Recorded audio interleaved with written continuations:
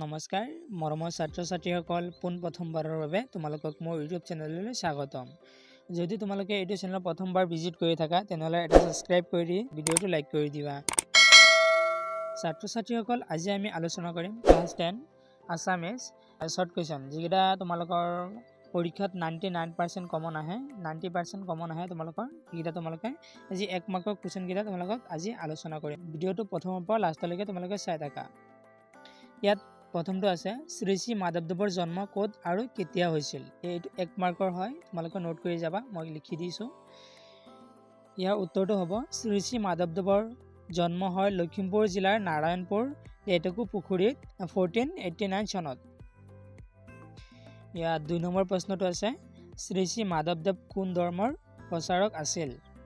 ইয়াৰ উত্তৰটো হ'ব শ্ৰী শ্ৰী মাধৱদেৱ নৱ বৈষ্ণৱ ধৰ্মৰ প্ৰচাৰক আছিল। ইয়াৰ 3 নম্বৰ প্ৰশ্নটো চোৱা মাধৱদেৱৰ পিতৃ আৰু মাতৃৰ নাম কি আছিল। ইয়াৰ উত্তৰটো হ'ব মাধৱদেৱৰ পিতৃ গোবিন্দগিৰি ভূঞা আৰু মাতৃ মনোৰমা। ইয়াৰ 4 নম্বৰ প্ৰশ্নটো আছে মাধৱদেৱ কাৰ প্ৰিয় শিষ্য আছিল। ইয়াৰ উত্তৰটো হ'ব মাধৱদেৱ শংকৰদেৱৰ প্ৰিয় শিষ্য আছিল। 5 নম্বৰ প্ৰশ্নটো চোৱা তোমালোকে মাধৱদেৱে গুৰু শংকৰদেৱৰ পদাঙ্ক অনুসৰণ কৰি ক'ত ক'ত ধৰ্ম প্ৰচাৰ কৰিছিল। ইয়াৰ উত্তৰটো হ'ব মাধৱদেৱে গুৰু শংকৰদেৱৰ পদাঙ্ক অনুসৰণ কৰি বাৰাদি গণকচি সুন্দৰীদিয়া বেলাডাঙ্গা আদিত ধৰ্ম প্ৰচাৰ কৰিছিল। 7 নম্বৰ প্ৰশ্নটো হ'ব মাধৱদেৱৰ সাহিত্য জীৱনৰ কীৰ্তিস্তম্ভ কি। ইয়াৰ উত্তৰটো হ'ব মাধৱদেৱৰ সাহিত্যিক জীৱনৰ কীৰ্তিস্তম্ভ হ'ল নামঘোষা। তাৰপিছত কুৱেশ্যনটো হ'ব নামঘোষাৰ অন্য এটা নাম কি। নামঘোষাৰ অন্য এটা নাম হ'ল হেজাৰী গুহা। এইটো তোমালোকে ভালকৈ নোট কৰি ল'বা। এটা 90% কমন কুৱেশ্যন আহিবই। 90% তোমালোকৰ এইটো পাঠৰ পৰা 90% কমন কুৱেশ্যন। এইটো চব কমন কুৱেশ্যন 1 মাৰ্কৰ কুৱেশ্যন তোমালোকে নোট কৰি যোৱা। নামঘোষাখনক কিয় হেজাৰী গুহা বোলা হয়। নামঘোষাখনত হেজাৰটা গুহা থকাৰ বাবে এইখন হেজাৰী গুহা বুলি কোৱা হয়। নামঘোষাখন কাৰ সাহিত্য জীৱনৰ কীৰ্তিস্তম্ভ। ইয়াৰ উত্তৰটো হ'ব নামঘোষাখন মাধৱদেৱৰ সাহিত্য জীৱনৰ কীৰ্তিস্তম্ভ। ইয়াৰ পিছত এইটো প্ৰশ্নটো হ'ব মাধৱদেৱৰ 2খন আখ্যানমূলক ৰচনাৰ নাম লিখা। মাধৱদেৱৰ 2খন আখ্যানমূলক ৰচনা হ'ল ৰাজসূয় কাব্য আদিকাণ্ড ৰামায়ণ। তাৰপিছত প্ৰশ্নটো আছে মাধৱদেৱৰ 2খন তত্ত্বমূলক ৰচনাৰ নাম লিখা। ইয়াৰ উত্তৰটো হ'ব মাধৱদেৱৰ 2খন আখ্যানমূলক ৰচনা হ'ল জন্ম ৰহস্য ভক্তি ৰত্নাৱলী। তাৰপিছত প্ৰশ্নটো হ'ব মাধৱদেৱৰ এখন নাটকৰ নাম লিখা। ইয়াৰ উত্তৰটো হ'ব মাধৱদেৱৰ এখন নাটকৰ নাম হ'ল অৰ্জুন বঞ্চন বা দধিমথন। তাৰপিছত প্ৰশ্নটো আছে মাধৱদেৱৰ 2খন ঝুমুৰাৰ নাম লিখা।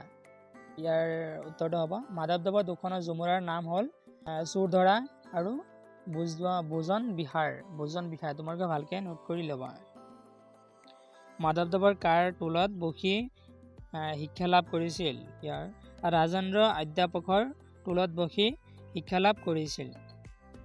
তাৰপিছত প্ৰশ্নটো চোৱা মাধৱদেৱে ক'ত শংকৰদেৱৰ সৈতে লগ কৰিছিল। মাধৱদেৱে দুৱাহাট বেলগুৰি শংকৰদেৱৰ সৈতে লগ কৰিছিল।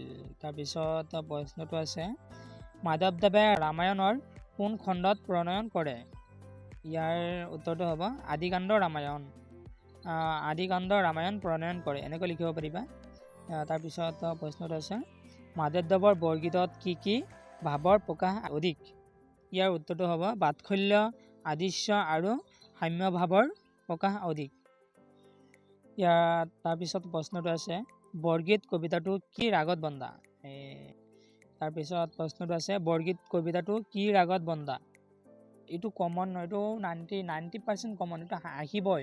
এইটো তোমালোকে মনত ৰাখিবা ভালকৈ। বসন্ত ৰাগত। কবিয়ে কিহত আঁতৰ হোৱা বুলি কৈছে। ইয়াত কবিয়ে বিষয় বাসনাত আঁতৰ হোৱা বুলি কৈছে।